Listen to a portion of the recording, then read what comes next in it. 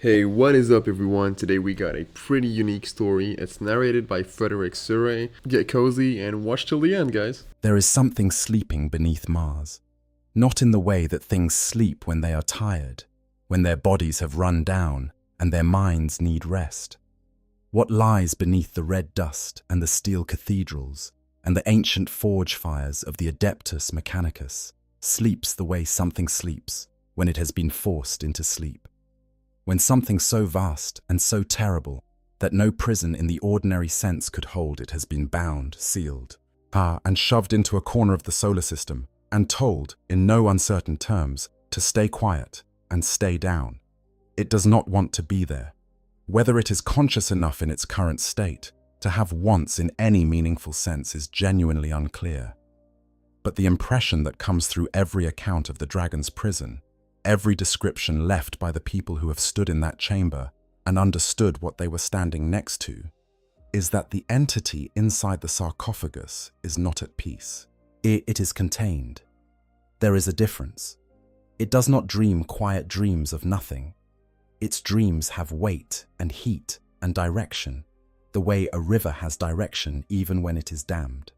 The dam holds, for now at least, but the river is still there. Still pushing, still moving in the only way it can when all the other ways are blocked. It does not always stay quiet. Sometimes it dreams. And when it dreams, as the dreams leak out through 200 kilometers of Martian rock and into the minds of the billions of tech priests and forge workers and servitors who live and labor on the red planet above it. Those dreams do not come to them as visions or nightmares. They come as inspiration. As sudden, inexplicable intuitions about the way gears mesh, the way plasma conduits should be routed, the way a servo arm should articulate.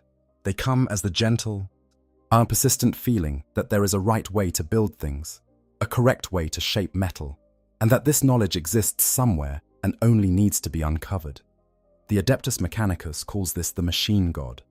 They have built their entire civilization around it. The machine god does not exist the way they think it exists. Let's sit with that for a moment, because it is worth sitting with. The Adeptus Mechanicus is not a small institution. It is, by any reasonable measure, as one of the 2 or 3 most important organizations in the entire Imperium of man. It provides the technical knowledge, the manufacturing capacity, and the skilled workforce that keeps every warship, every weapon, every piece of powered armor, every fortress, every scanner array, every communication system, every vehicle, everything that requires more engineering than a sharpened stick, functioning. Without the Mechanicus, the Imperium collapses within a generation. Wars stop being winnable. The machines that sustain the Golden Throne itself would stop being maintained. The entire, massive, creaking, 10,000-year-old human civilization grinds to a halt. And the theological foundation of the Adeptus Mechanicus, the religious conviction that the machine god exists, that it is the divine source of all technological knowledge, and that serving it is the purpose of a tech priest's existence, is based on something real, just not what the tech priests think it is. Shut the machine. God is real, but it is not a deity. It is not a benevolent cosmic intelligence that chose humanity as its favored people. It is not the emperor, or an aspect of the emperor, or a manifestation of divine purpose in the universe. It is an alien entity, 65 million years old, imprisoned against its will, dreaming in a golden coffin, 200 kilometers below the surface of a planet it has no particular attachment to. And the dreams it is having are leaking upward through the rock into the minds of the people above it. The entire religion was an accident, or rather, and this is where it gets more interesting and more troubling, it was not an accident at all. It was planned. What is actually down there? What, in a vast chamber of ancient black metal, somewhere in the winding cave systems beneath a region called the Noctis Labyrinthus, the labyrinth of the night, is something so far outside human comprehension that trying to explain it feels like trying to describe an ocean to someone who has never seen water. It is one of the oldest things in the universe. It predates humanity by so many millions of years that the numbers lose meaning. It was consuming stars before the first single-celled organisms were figuring out how to divide on ancient Terra. It has watched civilizations rise from nothing and burn to ash, and has not particularly cared either way. It has fought wars that lasted longer than the entire recorded history of the human species, and emerged victorious from all but one of them. It has been shattered and scattered across the galaxy and has survived even that. Its name, as in the mythology of the ancient alien race called the Eldari, is Magladroth. They call it the Void Dragon. They remember it as a figure of oblivion and devastation, an entity that ate stars and left nothing but dark, cold matter in its wake, something against which the Eldari gods themselves fashioned weapons of impossible scale just to have any hope of stopping it. And it is sleeping, right now, in a golden sarcophagus beneath the surface of Mars. It is watched over by a single guardian whose lifespan has been stretched far beyond anything natural, and whose job it is to make sure that thing never, ever wakes up. Whether or not that guardian is still doing their job is, as of the 41st millennium, something of an open question. Welcome to what is arguably the greatest secret in the entire Imperium of man. Welcome to the story of the Void Dragon, the most powerful surviving star god in the galaxy, and the probable machine, god of the Adeptus Mechanicus, an entity the Emperor of mankind fought in person on ancient Terra, dragged across interplanetary space, imprisoned inside the most sacred ground in human civilization, and then spent 10,000 years trying to weaponize through an elaborate religious deception so thorough that even the people being deceived have no idea it is happening. Whilst there is a question that sits at the heart of all of this that is worth naming before we dive in. Is the Dragon of Mars actually Magladroth, the Void Dragon? The official answer from Games Workshop is a very careful, possibly, and believed to be. The circumstantial case is overwhelming.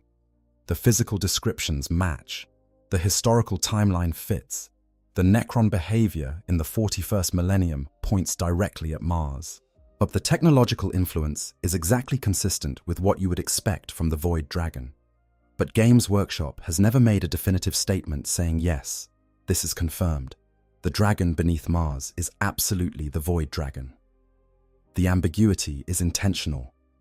That ambiguity is part of what makes this lore so enjoyable to dig into. Everything we are going to discuss today is either confirmed lore or extremely well-supported inference. And where we venture into speculation, I will flag it clearly. But even the parts that are technically unconfirmed have the feeling of something the lore wants you to understand. Hints arranged so carefully that they form a picture you cannot mistake, even though no one will directly describe it to you. So let us go through the whole story, from the very beginning, and piece together the picture of what the Void Dragon is, what it did, how it ended up beneath the Red Planet, and why its continued sleep matters more than almost any other single fact about the state of the Imperium in the 41st millennium. To understand all of that, and all of it is true, or as close to true as anything gets in the purposefully ambiguous and deliberately layered lore of Warhammer 40,000, we have to start much, much further back. We have to go back to a time before Mars existed, before Terra had oceans, before the human species took its first fumbling steps. We have to go all the way back to the universe's own childhood, to a time when the stars themselves were young. We have to go back to when things like the Void Dragon were born. Section 2. Before stars had names. The birth of the Catan.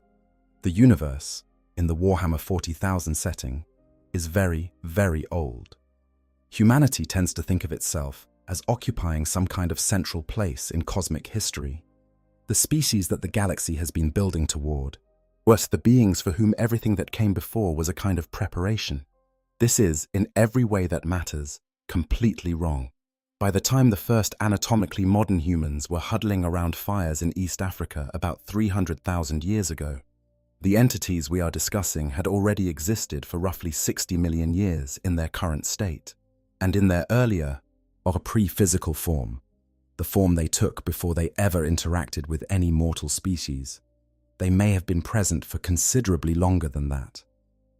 The most ancient accounts suggest they emerged during the very early formation of the cosmos, born in the wild energetic plasma of the first stars, nourishing themselves on stellar radiation, the way very simple organisms nourish themselves on sunlight. They are called the C'tan. The name comes from the language of the Necrontyr, as the mortal species that eventually gave them physical bodies and set them loose upon the galaxy in a form they could use to make war. In that language, C'tan means something like star gods, which is a reasonable translation, even if it undersells the reality of what these things are. In their natural form, the C'tan are entities of pure energy, not energy in the physicist's sense of a quantity that can be measured and transferred. They are conscious energy, intelligence distributed across the surface of a star, spread thin across millions of miles of stellar plasma and magnetic storms. They experience the universe as raw sensation, feeding on the constant torrential outpouring of stellar radiation, immense and diffuse and very, very old. They have no instincts that map onto anything recognizable from biology, no hunger in the usual sense, though they feed, no fear exactly, though they can be wounded. In no sense of time the way mortal beings experience it, because when you are spread across a star and sustained by nuclear fusion, the passage of years is not particularly meaningful. What they have, above all else, is awareness, and eventually, ambition. The C'tan, in those ancient eons before history began, were not one unified group with a single agenda. They were scattered across the galaxy, each associated with a particular star or cluster of stars, and each developing its own personality, if that is even the right word, over the course of millions of years of isolation. Some of them grew vast and powerful, consuming their stars and moving on to others. Some of them drifted in relative dormancy for geological ages, and some of them, somehow, developed something approaching a consciousness that was curious about the universe beyond their immediate stellar neighborhood. For most of cosmic history, none of this mattered to anyone else. But the C'tan was simply there, vast and incomprehensible, doing whatever it is that star-consuming energy beings do when no one is watching. The galaxy spun on. Other things evolved. Stars were born and died. And then, gradually, intelligent life began to emerge, and the attention of the C'tan began to shift. The most significant early development, from the perspective of this story, was the rise of the species known as the Old Ones. They are, by any measure, the most important civilization in the entire history of the Warhammer galaxy, even though most people living in the 41st millennium have never heard of them, and the ones who have mostly encounter them as footnotes in fragments of Eldari mythology. The Old Ones were an extraordinarily ancient species, possibly the oldest truly intelligent civilization in the galaxy, and they were characterized above all else by patience, longevity, and a deep, almost parental investment in the idea of nurturing life. They were psychers of immense power, beings who had mastered the relationship between the physical universe and the parallel dimension of energy and emotion known as the Imperium, or the warp. They had developed a technology called the webway, a vast network of interconnected dimensional tunnels that threaded through and between galaxies, allowing instantaneous travel across incomprehensible distances without the need to enter the dangerous currents of the warp directly. And they traveled. They traveled everywhere, and wherever they went, they seeded planets with life, nurtured the development of intelligence, watched over young species with something that looked a great deal like care. The galaxy, in the age of the Old Ones, was a project, an ongoing effort to fill the universe with living, thinking, feeling beings. Whilst the C'tan noticed this, for a very long time they did not care. Mortal beings were, from the perspective of an entity that ate stars, not particularly interesting. But the longer the Old Ones worked at their project, the more the galaxy filled with life, and the more the C'tan began to sense something they had not sensed before.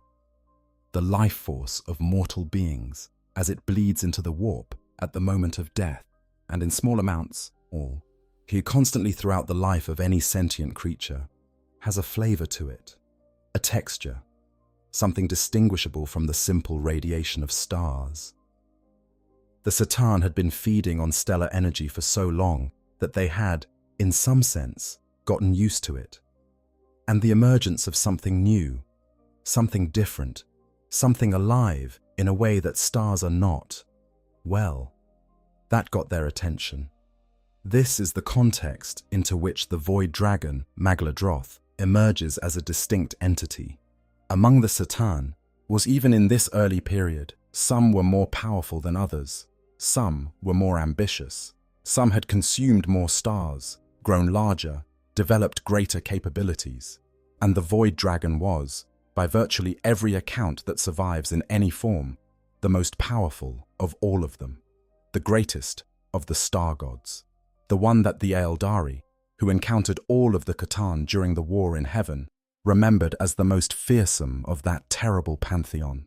The void dragon's particular domain, as the aspect of existence over which it claimed mastery, was the material realm itself, not the warp, not psychic energy, not the spiritual dimensions of existence. Those were the domain of the Old Ones and the species they had crafted to use psychic power as a weapon. The void dragon's power was over physical matter and energy, over the mechanics of reality, over the laws that govern how things are built and how they break. And this gave it a specific relationship with technology that would have enormous consequences down the line. In Aeldari mythology, which among all surviving records, gives the most detailed picture of the Satan in this early period, the void dragon is remembered as an entity that takes the form of a cloud of dark light when eating stars, something immense and spreading and lightless that moves through a solar system like a shadow passing over everything. Its warriors, the Aeldari texts say, were practically invincible. In battle, they could channel lightning into their enemies, strike with the force of contained stellar energy, and shrug off punishment that would destroy almost anything else. The Aeldari legends remember these as the most fearsome soldiers in the war in heaven, not because of individual skill or tactical genius, but because of raw, engineered lethality. What the Aeldari also remember, and what matters deeply for the shape of the void dragon's story, is that before it was a conqueror, it was a builder. The void dragon understood the material universe at a level that the other Satan, for all their power, never quite achieved.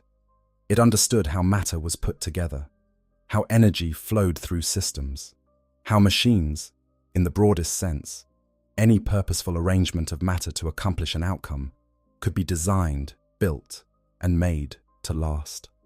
This mastery of the material realm is the key to understanding everything that comes next, because it is the reason the void dragon is still relevant 60 million years after the events of the war in heaven. It is the reason Mars is what it is. It is the reason the Adeptus Mechanicus believes what it believes, because the void dragon's understanding of how things are built does not switch off when it sleeps. It leaks, it persists, it seeps through 200 kilometers of Martian bedrock and changes the dreams of an entire civilization. But we are getting ahead of ourselves. But before we can talk about what the void dragon has become, we need to talk about what it did. We need to talk about the Necrontyr and the deal that set the galaxy on fire. Section 3. The Necrontyr and their terrible bargain. There is a story that gets told about the war in heaven, the great conflict that reshaped the galaxy 65 million years ago, that makes it sound like an inevitable confrontation between cosmic forces. The Old Ones, ancient and wise and benevolent, guardians of all life. The Satan and their Necron servants, hungry and malevolent, destroyers of everything the Old Ones had built. Good versus evil on a galactic scale. The reality is considerably more complicated and considerably more tragic. The species that would become the Necrons were not always the soulless metal beings we encounter in the 41st millennium, striding across alien battlefields in ancient armor with Gauss weapons and phase technology. They were once something much more recognizable. They were once people. The Necrontyr were a humanoid species, similar enough to humans in general form that you could look at one and see something familiar.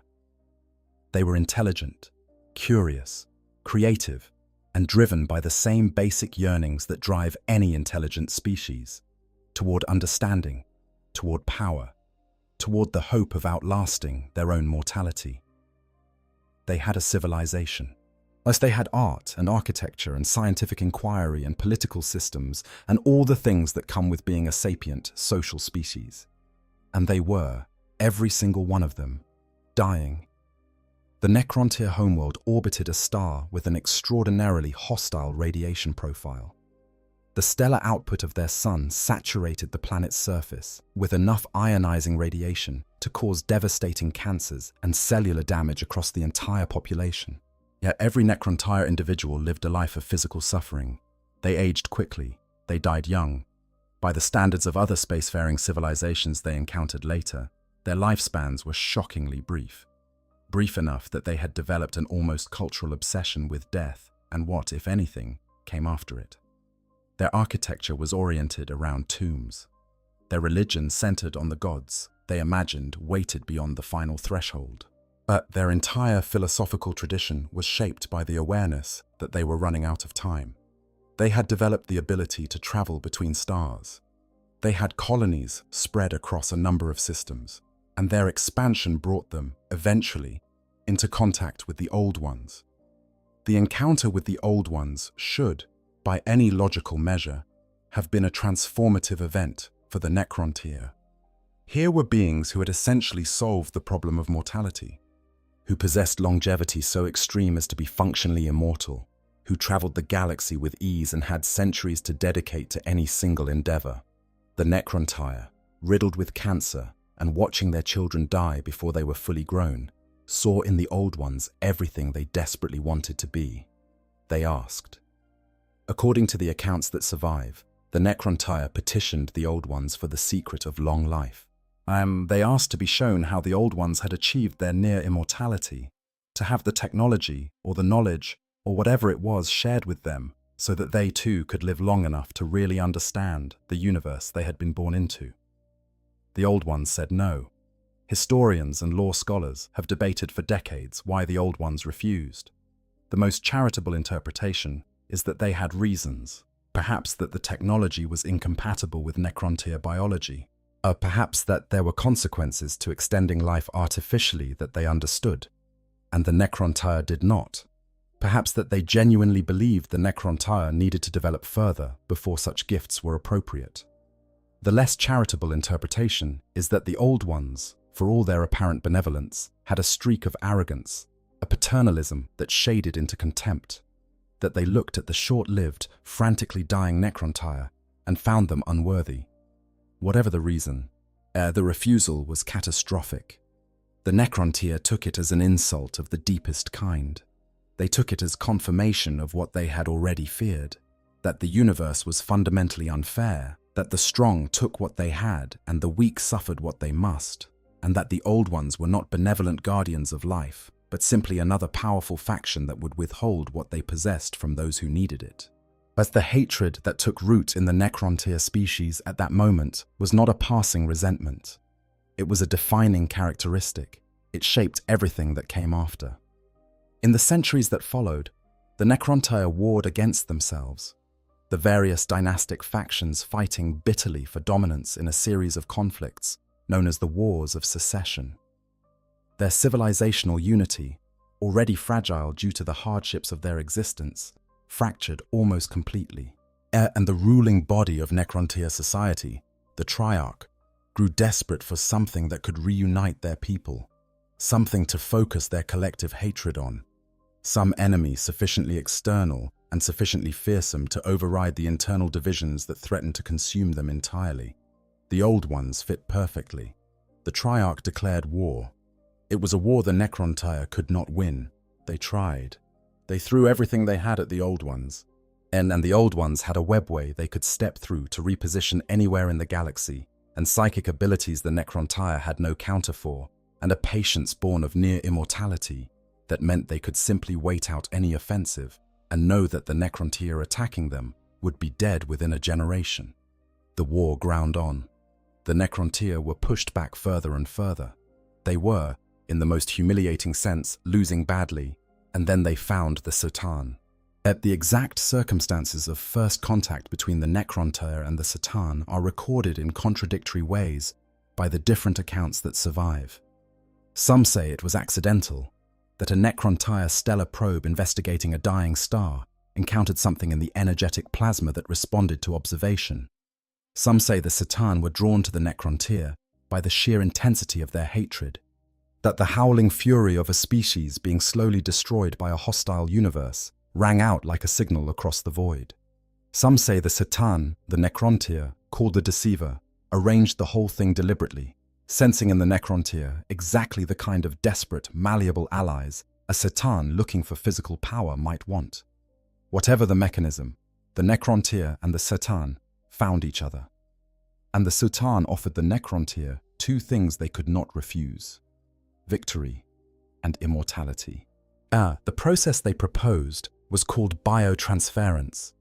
The Necrontyr would shed their biological forms, their rotting, cancer-riddled, constantly dying flesh, and have their consciousnesses transferred into bodies of living metal, necrodermis, the same extraordinary material that made up the physical shells the Catan inhabited. Metal that could repair itself. Metal that felt no pain. Metal that would not age, would not succumb to radiation. Ours would not be eaten alive from the inside by cellular mutation. The Necrontyr would become what they had always wanted to be. They would become immortal. The Satan did not mention the cost, or rather, they mentioned a version of the cost that the Necrontyr could accept, and concealed the version that would have made them refuse. They said the discarded biological material, the flesh and the life energy that was left behind when the consciousness was transferred, would be absorbed. They did not say absorbed by what. The Necrontyr agreed. Millions of them walked into what were called the soul forges and lay down and let the process take them. And the Satan fed on what was shed, drank deep of the accumulated life force and soul stuff of an entire species, grew more powerful and more physical and more present in the material universe than they had ever been before. And the beings that emerged from the soul forges were immortal, exactly as promised. They were also hollow, but the transfer had worked. In a narrow technical sense, the Necrontyr was still alive, still capable of thought and memory and decision-making, but everything that made them warm, everything that made them genuinely feel rather than simply process, everything that gave their existence color and texture and meaning, it was gone, burned away in the forge, fed to the Satan along with everything else. The Necrontyr were now the Necrons, and their king, the silent King Zarek, who had agreed to this bargain, looked out at what his people had become and understood, too late, the full price of the deal he had made. He said nothing. He filed the knowledge away, a cold and terrible fury contained behind the same expressionless metal face that all his people now wore. The war against the old ones was not yet won. The Satan was still useful, and Zarek, in the depths of whatever passed for his heart, began to plan. He's Section 4, Magaladroth, Lord of the Material Realm.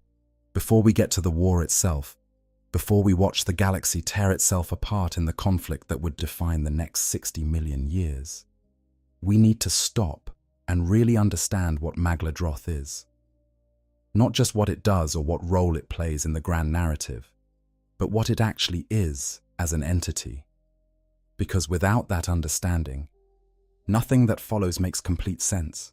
The Void Dragon is the most powerful of the surviving Satan. That sentence gets stated frequently in the lore and accepted fairly casually, but it deserves more weight. Among a species of beings that ate stars for sustenance, that shrugged off weapons fire capable of destroying continents, that walked into the middle of the war in heaven and bent the course of galactic history with their personal power.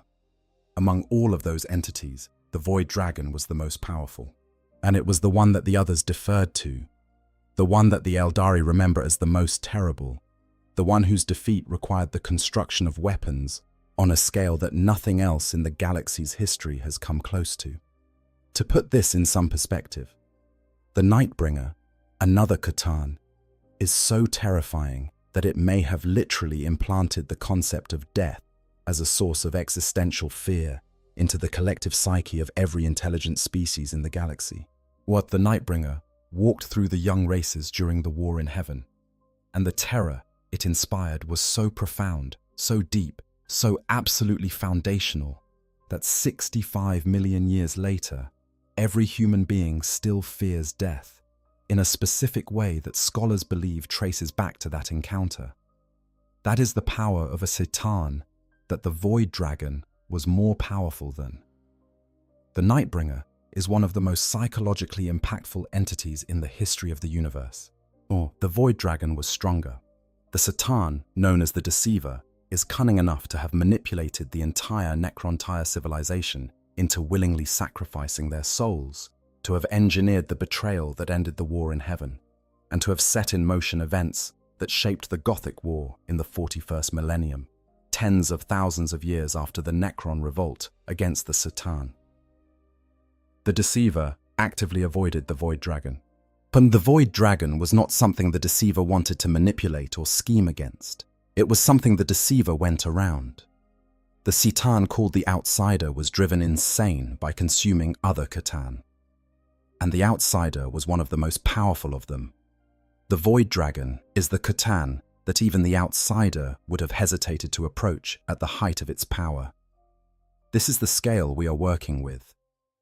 In Eildari mythology, a Magladroth is described as having a particular relationship with the material universe that the other Citan lack, where the Nightbringer, for instance, embodies a kind of universal death, the cold certainty of ending, the existential terror of mortality.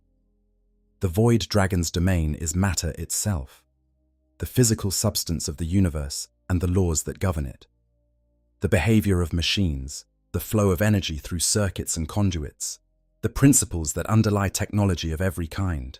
This is not a metaphorical dominion. The Void Dragon does not simply understand technology, it commands it in a very direct sense. Machines in its presence behave as though they have volition. Metals bend without force.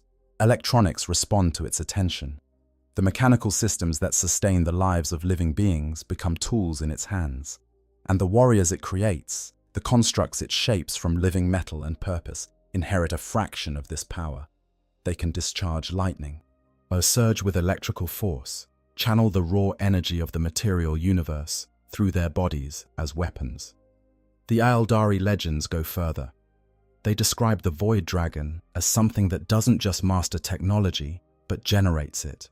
That its very thoughts seed the minds of beings capable of perceiving them with flashes of technical intuition, sudden understandings of how things work, inspirations that leap past years of ordinary development and arrive at solutions that should have taken generations. The proximity of the Void Dragon, even in sleep, even imprisoned, makes the beings around it better engineers, more creative technologists, more capable builders. Remember that. It will matter enormously. The physical form of the Void Dragon is one of the more dramatic aspects of its mythology, or when it eats a star, spreading itself across the surface of a sun and drinking in the radiation until the star collapses or goes nova, it takes the form of a cloud of dark light, something that should be bright, but is instead a kind of photographic negative of brightness, a darkness that the eye tracks as though it carries mass. But when it is in something more like a material body, the necrodermis shell that the Citan could inhabit when they wished to interact with the physical world more directly, it is described as a dragon, not in a metaphorical or fanciful way, but literally, a vast serpentine form covered in scales of living silver metal, each scale harder than steel, but rippling like liquid mercury when struck, as the whole creature moving with the terrible grace of something that has no need to follow the rules about how matter should behave. That description comes from a specific source, the memories of the Dragon of Mars as recorded by the Guardians who watched over it. And those memories include a specific scene, a battle on ancient Terra in a place near the city of Cyrene in what is now Libya, during a historical period that, based on internal references in the text, corresponds roughly to the reign of the Roman Emperor Diocletian, who ruled from around 284 to 305 of the first millennium of the modern era. A battle against the man who would one day become the emperor of mankind. A battle that the dragon lost. But again, we are getting ahead of the sequence of events. The dragon's defeat on Terra comes long after the war in heaven. Before we can understand how it came to be on Terra at all, we need to understand what happened to it during that war. One detail that the Aeldari legends preserve about the Void Dragon's participation in the war in heaven deserves special attention. It is the Satan that the Aeldari feared most. The Nightbringer is the most famous of the Satan in some ways. It is the one whose psychological effect on mortal species was so profound that it may literally be responsible for the universal fear of death, having carved that terror so deep into the collective psyche of the young races that it persisted across millions of years. But the Void Dragon was the one that the Aeldari and the Old Ones considered the actual greatest threat. Their response to it, specifically, the response of the Aeldari craftsman god Vol, involved the creation of the Blackstone fortresses, which are planetoid-sized superweapons powered by the souls of Aeldari seers. That is how seriously the ancients took the Void Dragon's power. You do not build world-ending weapons to deal with something ordinary. The Void Dragon received a specific and striking model from Games Workshop in the 9th edition, and it captures something essential about the entity: angular and strange. Composed of shapes that feel almost technological, like a circuit diagram that learned to move, and yet recognizably draconic in the way the entire form flows and extends. The green and silver color scheme of Necrodermis, the digital, pixelated quality to the energy it projects, the sense of something that exists at the boundary between a physical object and an abstract concept. It is a very good piece of visual design. Yes, it communicates something true about what the Void Dragon is, the point where technology becomes so advanced that it stops being separable from magic, the place where engineering ends and something older begins. There is also the Void Dragon's specific contribution to the military technology of the war in heaven that deserves mention here: the pylons. The massive blackstone structures found on Cadia and dozens of other worlds across the galaxy, which suppress warp activity in their vicinity and created the stable corridor known as the Cadian Gate. Those were designed by the Void Dragon. They were created as part of a plan to entirely separate the material universe from the warp, to cut the Old Ones off from the source of their psychic power, and end the war in the most thorough way possible. Though the plan was never completed, the war ended before the pylon network could be fully constructed, but the pylons that were built have shaped the history of the galaxy for 60 million years. The Cadian Gate's existence and its destruction in the 13th Black Crusade are directly traceable to the Void Dragon's engineering. The creature sleeping beneath Mars built the things that kept the Eye of Terra from swallowing the galaxy whole for 60 million years. And then, when they were destroyed, a god woke up and tore the sky in half to create the Great Rift. The Void Dragon, even sleeping, even imprisoned, even fragmented, has had an enormous effect on history. But to understand why it ended up sleeping and imprisoned, we have to watch the war unfold. Section 5. The War in Heaven. The War in Heaven is the foundational catastrophe of the Warhammer universe. Everything that currently exists in the 41st Millennium, the Imperium, the Warp, the Chaos Gods, the Necrons, the Aeldari, yet the existence of psychically active species, all of it flows downstream from the events of this conflict. Understanding it is essential for understanding why the Void Dragon is where it is, why it is what it is, and why its awakening would be so catastrophic. When the Necrons were made, the war's character changed completely. Before Biotransference, the Necrontyr had fought the Old Ones with what they had: clever technology, a civilization honed by adversity, and an absolutely ferocious determination born of a people who knew they were dying and had nothing to lose. The Old Ones had outmaneuvered them repeatedly, using the webway to appear and disappear across the galaxy faster than any conventional army could counter. After Biotransference, the Necrons were different. They did not tire. They did not break morale. They could be shot apart and reassemble. And they were led by the Satan, by entities that could tear holes in the fabric of reality and eat stars to replenish themselves mid-campaign and absorb the life force of the Old One's allied species as both sustenance and a tactical move. I want to pause here for a second and just say this is genuinely one of my favorite pieces of lore in all of 40k, and I don't say that lightly. I spent a lot of time with this setting, read through more codexes and Black Library books than I care to count, and the Void Dragon always comes back to me as the one that sits weirdest in my brain. Not because it's the most action-packed and the most visually dramatic, though it absolutely is, but because of what it implies. The idea that the Mechanicus, one of the most powerful institutions humanity has ever built, might be worshipping something it doesn't understand, something that never asks to be worshipped and doesn't care that it is genuinely unsettling in a way that a lot of 40k lore isn't. Most of the horror in this setting is loud, like Tyranids, Chaos, Orcs. They announce themselves. The Void Dragon is quiet, it's just there, underneath all of it, and that to me is scarier than anything with teeth. But anyways, let's keep going. The Necrons and their C'tan overlords finally breached the webway itself. The C'tan known as Niadrazath, the Burning One, had spent millennia studying its structure and finally showed the Necrons how to cut through its walls. And suddenly, the Old One's greatest strategic advantage was gone. The war turned. And the C'tan feasted on the life forces of the young species the Old Ones had allied with and nurtured. They extinguished suns. They devoured entire star systems. Planets were razed to dead rock. The Old One's fortresses were besieged one by one, and the defenders harvested to feed the ever-growing hunger of the star gods. The war became something that shook the entire galaxy, that poured so much death and psychic energy into the warp that the Imperium itself began to change. And then a strange thing happened. Even as the Necrons and C'tan were winning, the C'tan turned on each other.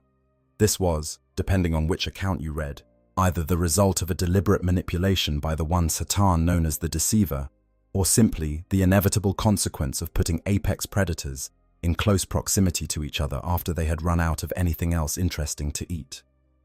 The stronger C'tan began consuming the weaker ones. The Void Dragon, as the most powerful, but was a primary aggressor in this, and also a primary target because it was the most desirable meal. The war among the C'tan threw the entire coalition into chaos at the worst possible moment. The Old Ones had been desperately engineering countermeasures throughout the war. They had designed new species specifically to have powerful warp connections, beings who could use psychic power as a weapon against the C'tan, who were fundamentally vulnerable to the energies of the Imperium. Now, the Eldari were the most significant of these creations, built to be psychically powerful enough to actually wound a C'tan if deployed correctly. The Krork, the predecessors of the Orcs, were another, built for sheer physical combat capability. Others were created in the same desperate push to find something that could turn the tide. These creations worked, partly.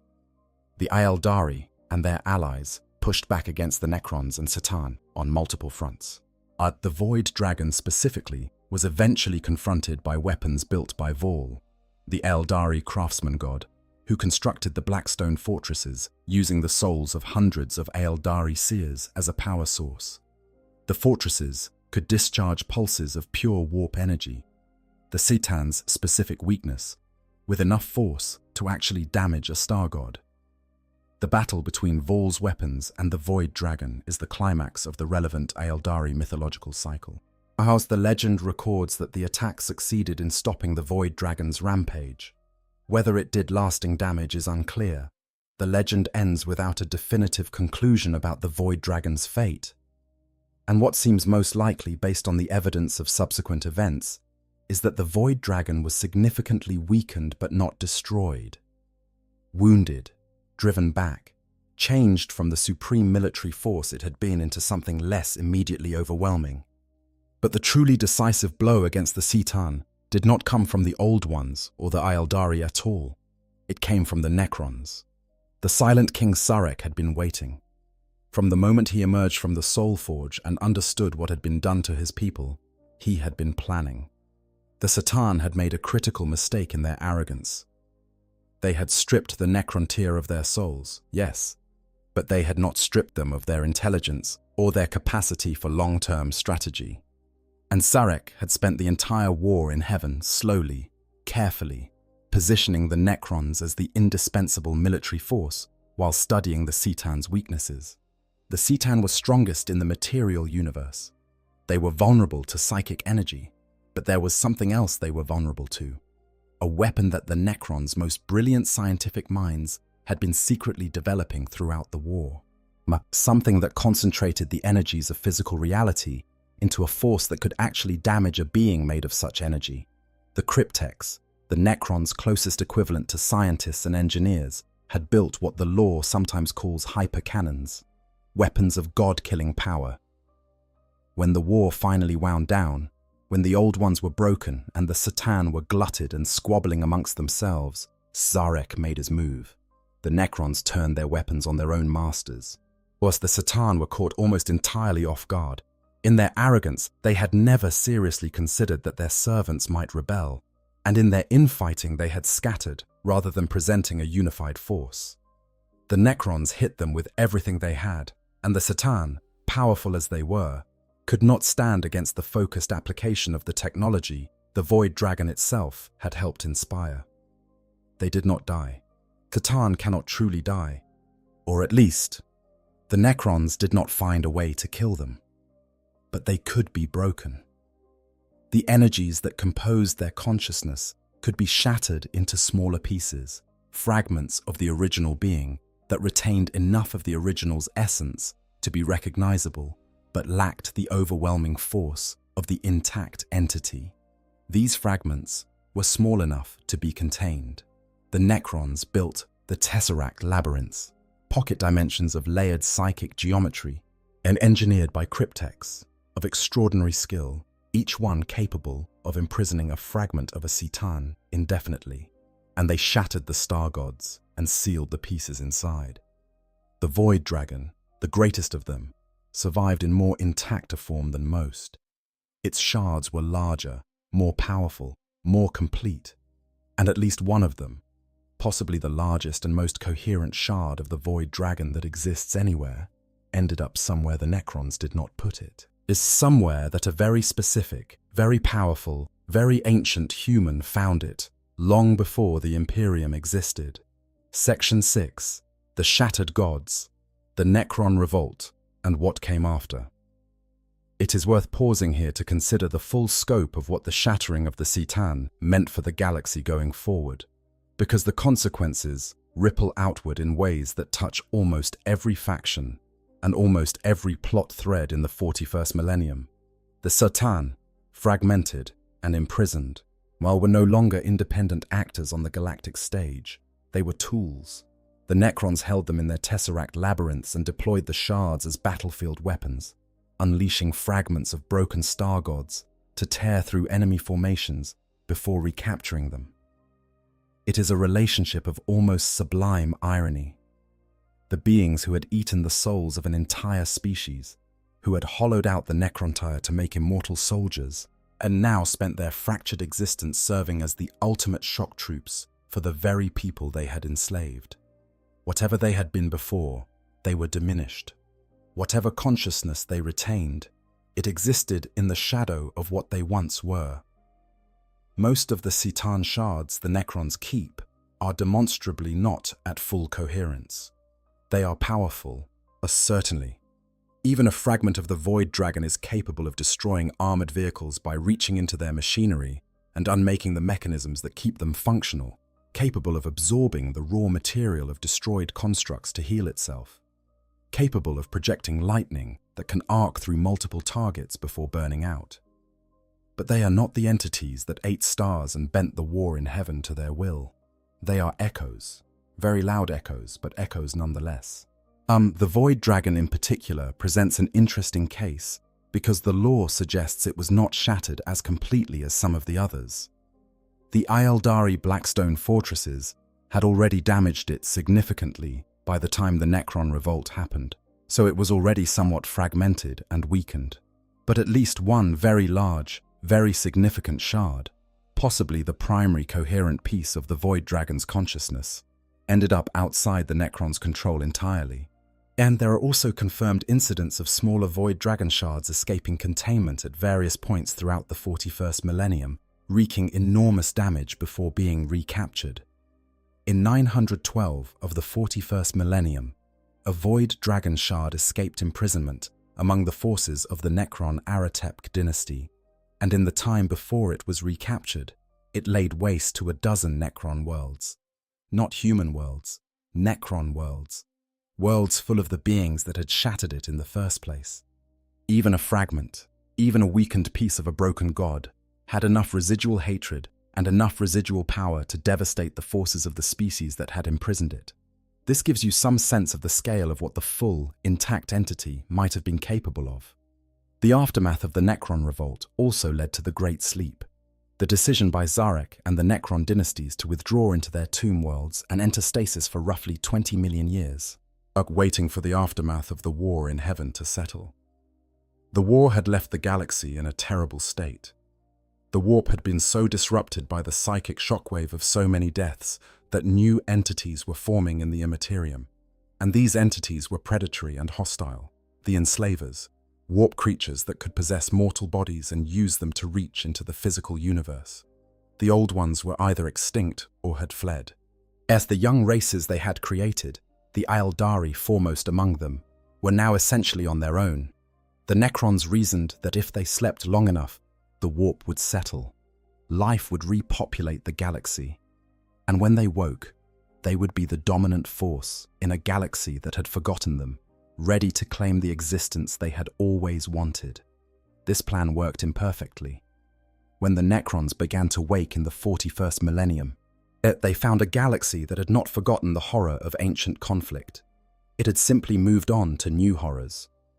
The Aeldari had risen and fallen. A new species called humanity had spread across the stars and built a civilization that covered millions of worlds. The Chaos Gods, those terrible entities formed from the psychic residue of the war and the suffering that followed, had grown powerful enough to be genuine threats. The Tyranids were approaching from outside the galaxy, as everything was different, and the Necrons were waking into a world that wanted nothing more than to shoot at them. And in the depths of one of humanity's most sacred, most strategically significant, most densely inhabited worlds, the largest surviving shard of their greatest former master was sleeping too, waiting, dreaming, changing everything around it without even being conscious of doing so. Section 7.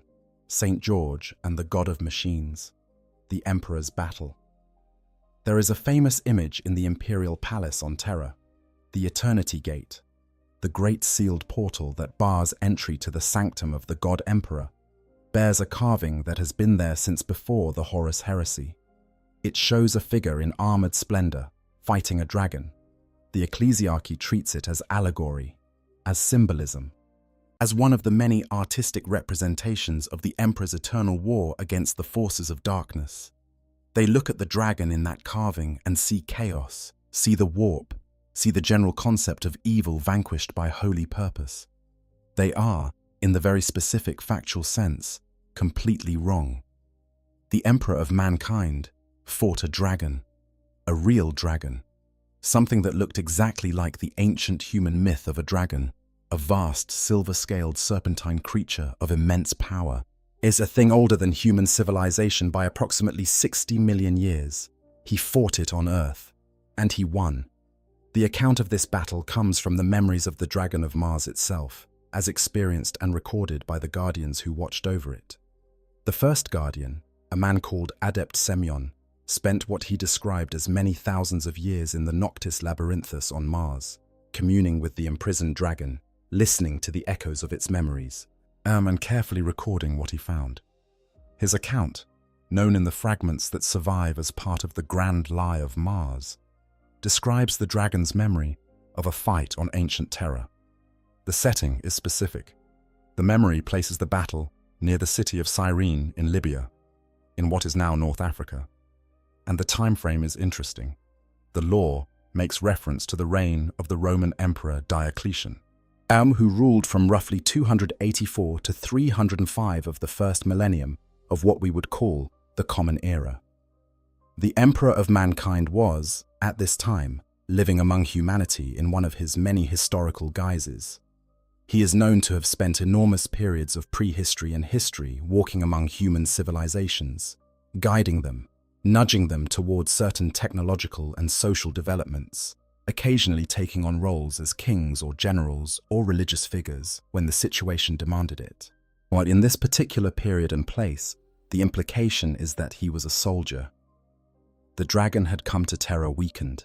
Its memory of the time before that battle is fragmented and difficult to read. But what emerges from the Guardian's account is that it had been through significant conflict with its own kind. Either the fighting among the Citan during the War in Heaven, the assault of the Blackstone fortresses, or possibly both, and had retreated to a world where it could recover. Terra, and at that time, was simply another inhabited planet on the edge of the galaxy, occupied by various human civilizations, but not particularly significant in the cosmic sense. The dragon had not come there deliberately. It had come there because it was out of the way and it was injured.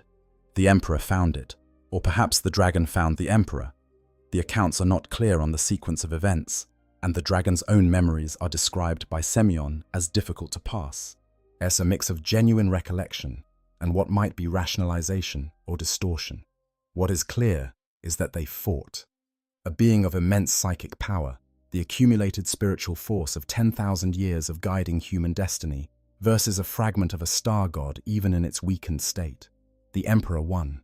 The battle almost certainly left marks on both combatants. The Emperor is not easily described as simply powerful. He is something categorically different from a normal human, and a being who was in some sense designed for this kind of confrontation, who had been building toward exactly this kind of capability for millennia. The accounts suggest the fight was not easy, but the outcome was not in doubt. The dragon was defeated and subdued. What the Emperor did next is the most interesting part. He did not kill it. This is, if you think about it for more than a moment, a very strange decision. You have just personally fought and beaten a fragment of the most powerful surviving Citan in the galaxy. You have a reasonable opportunity to destroy it. The Citan are vulnerable to psychic energy, and the Emperor is the single most powerful psychic entity ever produced by the human species. If anyone could destroy a Citan shard, he could. He chose not to. Instead, he transported the dragon. He took it to Mars. The Martian surface, at this point in history, ice was already inhabited by a human civilization, the early ancestors of the Mechanicum, the predecessors of the Adeptus Mechanicus. Mars had been colonized from Terra during the Dark Age of technology, and when the Age of Strife descended and warp storms cut the solar system off from the rest of the galaxy, Mars developed its own culture, its own religion, its own technological tradition in isolation. By the time the Emperor was dealing with the dragon, the early Martian civilization already existed, though it was considerably less developed than what it would later become. The Emperor brought the dragon to Mars and imprisoned it beneath the surface of the Noctis Labyrinthus, the Labyrinth of the Night, a region of complex cave systems and geological formations in the northern hemisphere of the planet. He built a prison for it, adapted existing geological features into a prison. The accounts describe a vast chamber of ancient black architecture, machines of antique silver standing in rows around a central sarcophagus of gold and adamantium, energy flowing in arcs between the machines to maintain the binding. And then he appointed the first guardian. Adept Semyon is the guardian we know the most about. Because he was still in position at the time of the Horus Heresy, more than 30,000 years after the Emperor first imprisoned the dragon, which tells you something about the lifespan modifications involved. The guardians of the dragon are chosen by the Emperor personally, and their lives are extended far beyond what is naturally possible, sustained by some combination of the Emperor's will and proximity to whatever energies the dragon itself generates. Semyon, by his own account, he had been watching over the dragon for a very long time before the events of the Horus Heresy brought a young Terran woman named Dalia to the Noctis Labyrinthus. But why Mars? Why not Terra, where the Emperor could keep a more direct watch?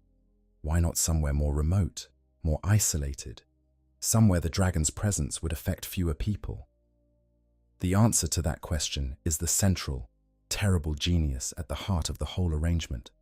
Yet the dragon was brought to Mars precisely because its presence would affect the Martians, precisely because those dreams of technical inspiration that leak from a sleeping Citan would find their way into the minds of a civilization that was already developing in a technological direction. Precisely because the Emperor had a plan for what the Martian civilization would become, And that plan required exactly the kind of unprecedented technological capability that proximity to the Void Dragon could provide. The machine god of Mars is the dragon, and the Emperor put it there on purpose. Section 8. The Grand Lie of Mars. A religion built on dreams.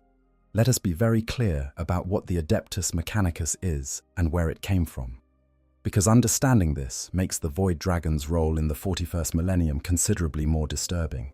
What the Adeptus Mechanicus is the technological arm of the Imperium of Man. It is the institution responsible for maintaining, operating, constructing, and theoretically understanding all of the technology the Imperium uses. Everything from a humble laser gun to a Titan war engine to a starship capable of navigating the warp. It fields armies of its own, maintains a fleet, controls an empire of forge worlds that stretches across the galaxy, and holds something approaching a monopoly on technical knowledge within the Imperium's borders. Without it, the Imperium as a civilization does not function. The lights go out, the weapons stop working, and the ships that hold the whole interstellar civilization together fall silent.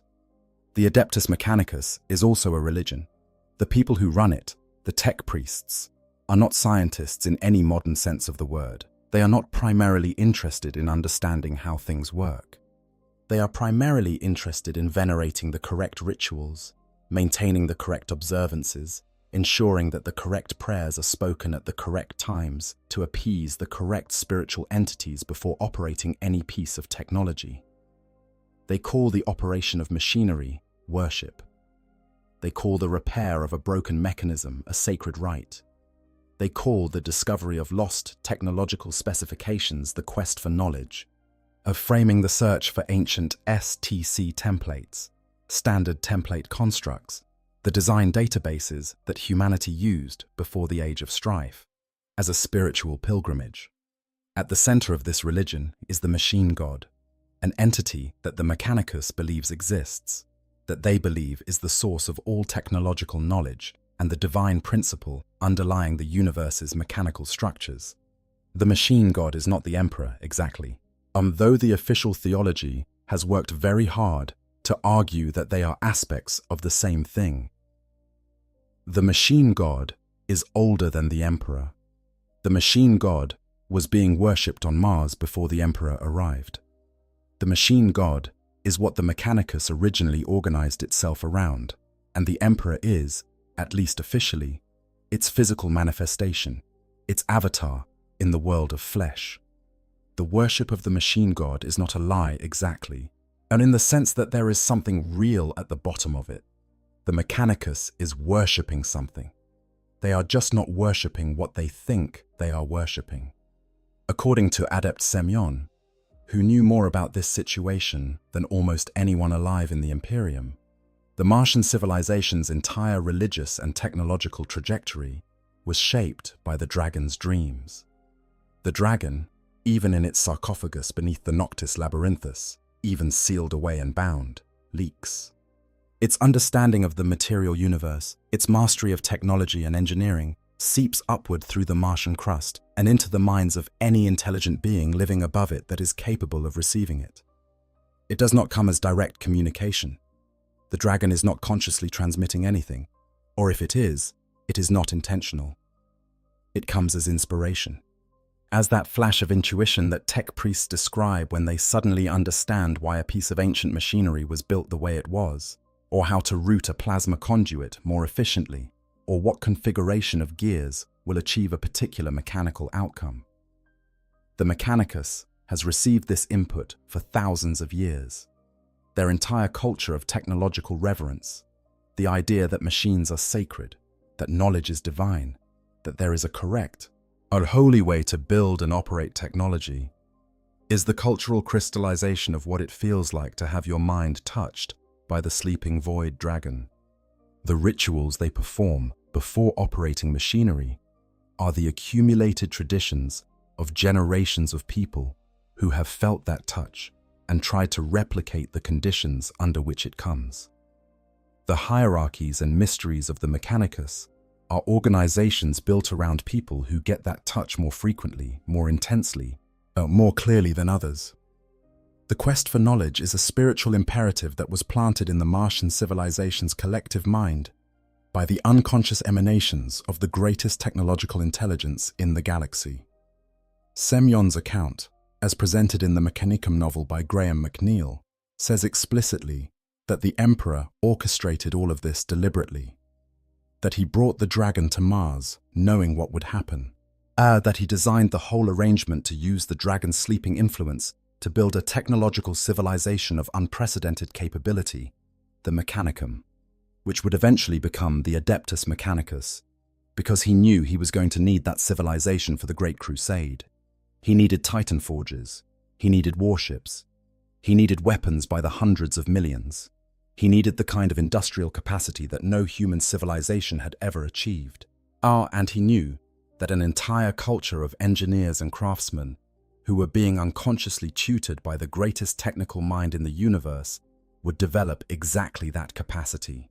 He built a weapon out of a god. He built a civilization out of the god's dreams. And then he walked up to the gate of Olympus Mons and presented himself as the machine god incarnate, the Omnissiah, the physical avatar of the entity the Martians had been worshipping for centuries. And they believed him. Because the prophecy fit and the timing was right, and after all, who else could this be? The Mechanicus's Trinity theology, machine god, Omnissiah, motive force, maps almost perfectly onto the arrangement the Emperor created. The machine god is the dragon. The Omnissiah is the Emperor, presenting himself as the dragon's avatar.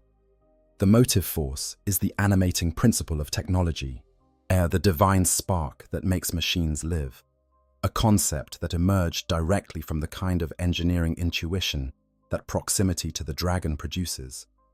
There is a minority within the Mechanicus that has always suspected this, a sect of tech priests who believe that the actual machine god lies sleeping beneath Mars, and that the Emperor is simply a very impressive man who claimed the title.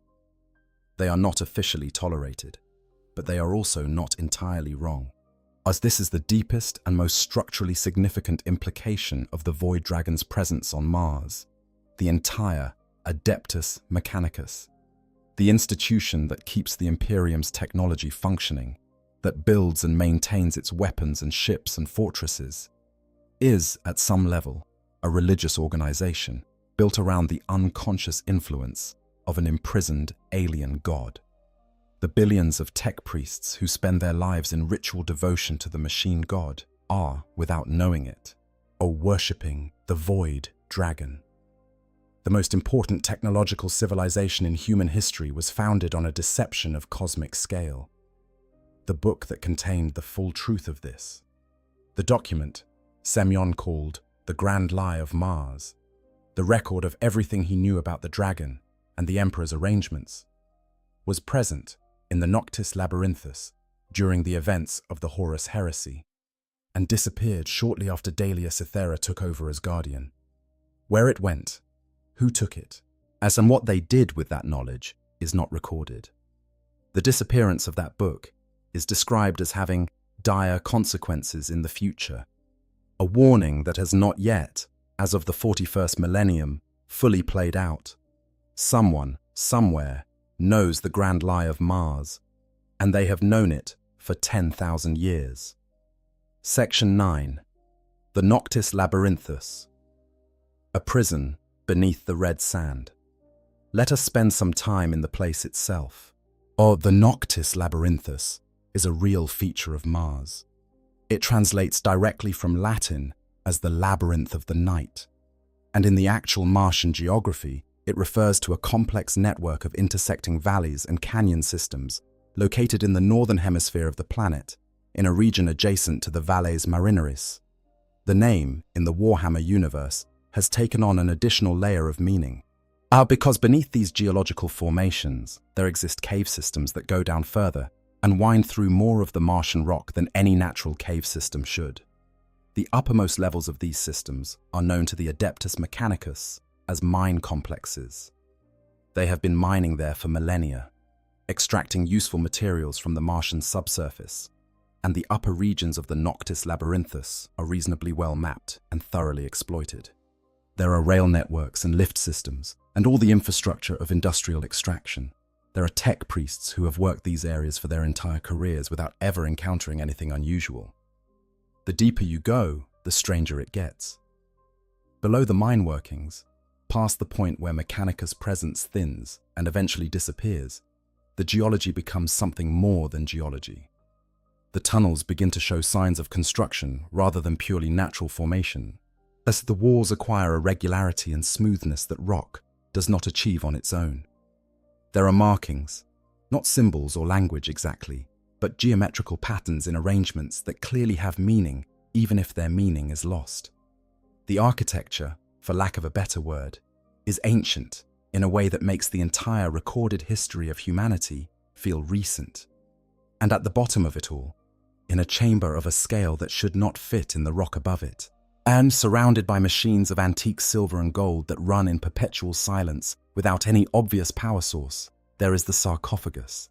The sarcophagus is described by those who have seen it as being made of gold and adamantium, sealed with mechanisms that are clearly not of human manufacture, and emanating a sense of presence so overwhelming that it changes the physical and psychological state of anyone in its vicinity. Dalia Cythera, when she first came to the chamber and understood what she was looking at, described the dragon as an incredibly old, powerful and exotic life form which had brought entire civilizations into existence and then snuffed them out on a whim. She recognized it as something that had existed long before humanity, something that human existence was, from its perspective, a brief and not particularly interesting interval. And the description of the sarcophagus's chamber in the source material is one of the more vivid pieces of writing in the Horus Heresy series. A vast space of basalt walls, machines of antique silver standing in rows, flickering beams of unimaginable energy flowing in arcs to the central container. The geometry of the place is described as eldritch, meaning that it follows rules, but not the rules that normal architecture follows. It is a space designed by beings who understood physical reality at a level humans cannot access, and the design reflects that understanding in ways that are deeply unsettling to any human who enters. Adept Semyon had been the guardian of the dragon for a very, very long time. He had been appointed by the Emperor personally, and his lifespan had been extended by the Emperor's will, and by whatever effect the dragon's presence had on those who remained close to it for long periods.